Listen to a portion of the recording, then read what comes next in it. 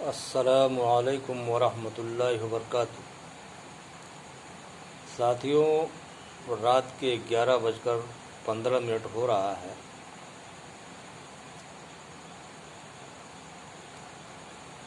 और मजबूरन जो है ये वीडियो बनाना पड़ा। आप इससे भी अंदाज़ा लगा सकते हैं कि देहात में जहां आदमी 9 बजे 10 बजे तक सो जाता है,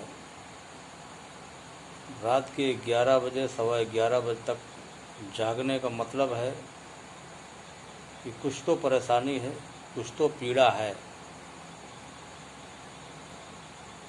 जिसकी वजह से मजबूरन अपनी बात को आप तक हम पहुंचाना चाहते हैं।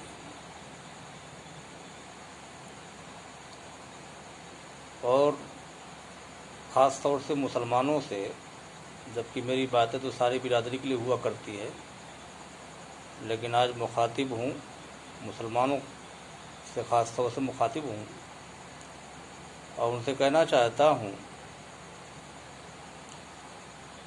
कि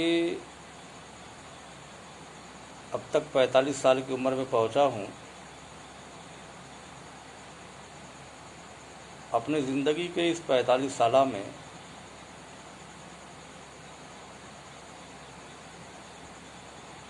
यानी 30 साल में, यानी 15 साल के बाद मुसलमानों को समझते समझते यानी 30 साल में इस नतीजे पे पहुंचा हूं कि मुसलमान के पास अगर दौलत है तो उस दौलत से सिवाय हमारे लिए परेशानी के अलावा कोई फ़ायदा नहीं। जो अब तक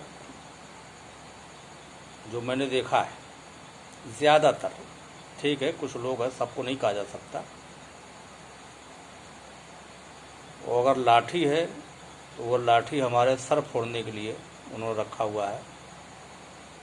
यानी जिसके घरों में लंबा परिवार है, 10, 20, 25 लाठियाँ हैं, वो कब हमारा सर फोड़ देंगे कुछ नहीं कहा जा सकता। आज ही एक घटना हुई है, एक सामाजिक आदमी को, निहत्थे आदमी को,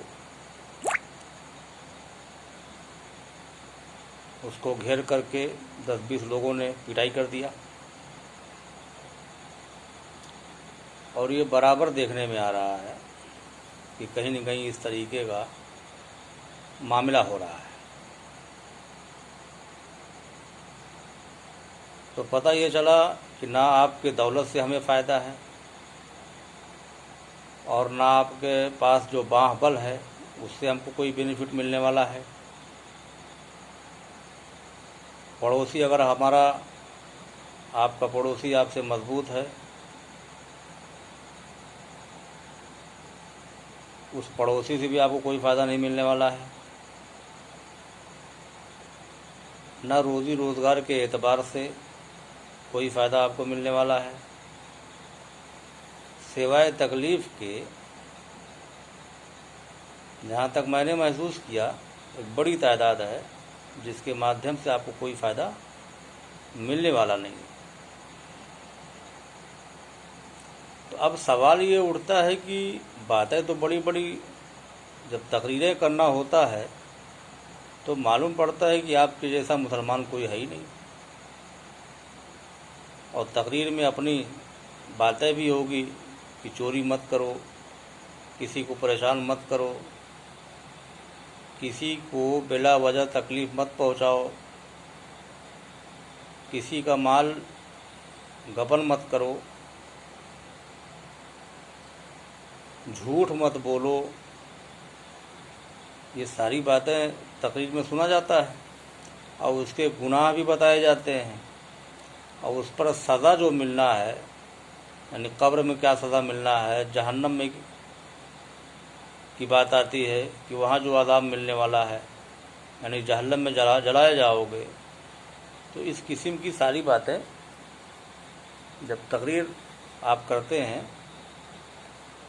तो ये सारी बातें आपकी ज़बान से निकल कर के आती है, लेकिन अमलन कहीं से कुछ नहीं दिखाई देता। और ये भी बताया जाता है कि पड़ोसियों को बहुत बड़ा हक है। 40 घर सामने, 40 घर पीछे, 40 घर बाईं तरफ, 40 घर दाईं तरफ, ये सब तुम्हारे अपने पड़ोसी हैं। एक पड़ोसी भूखा है, दूसरा खा रहा है पेट भर के। यानी ये सारी चीज़ें जो है आप बताते हैं, यानी आप अपने पड़ोसी का ख्याल करिए। यानी आप पेट भर के खाना खा रहे हैं, जो उलमाओं के ज़बानी जो सुना गया कि पेट भर आप खाना खा रहे हैं और पड़ोसी आपका भूखा है तो आपका खाना हराम है। इस किस्म की बातें जो सुनने में आती है, तो पता ये चला कि बातें तो बहुत अच्छी है, लेकिन अमल बिल्कुल नहीं दिखाई देता। और पता नहीं कैसे सोशल मीडिया पे देखने को मिला कि लॉकडाउन में जो लोग अपने घरों को जा रहे थे, दिल्ली से कोई यूपी में आ रहा है, कोई मुंबई से यूपी में आ रहा है, तो रास्ते में बड़ा दान पुण्य कर रहे हैं। तो पता नहीं कैसे, क्या हकीकत है, क्या सच्चाई है। भाई हम तो जो देखते चले आ रहे यही देख रहे हैं।